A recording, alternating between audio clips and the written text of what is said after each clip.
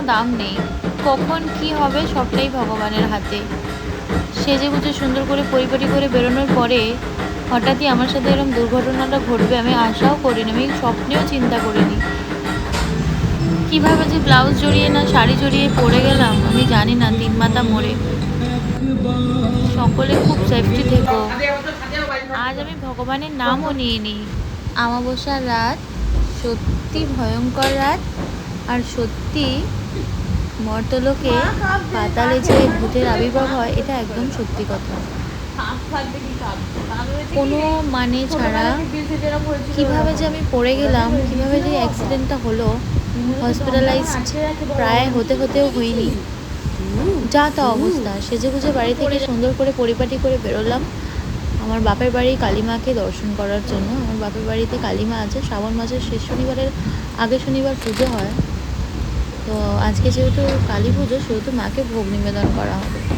মা ডাকছে বারবার ফোন করে, সেজে গুজে আসছি, বাড়িতেই বাজি ফাটানো হবে।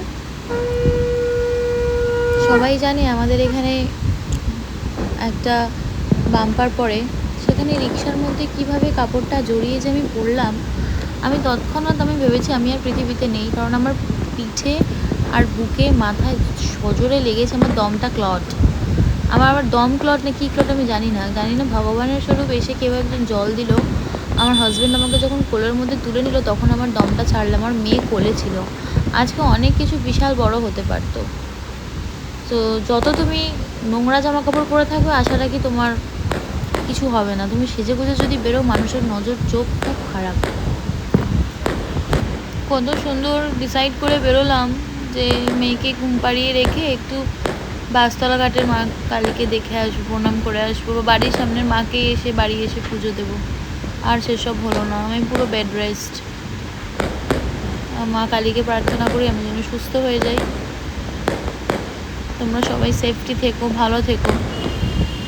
হ্যাপি দিওয়ালি।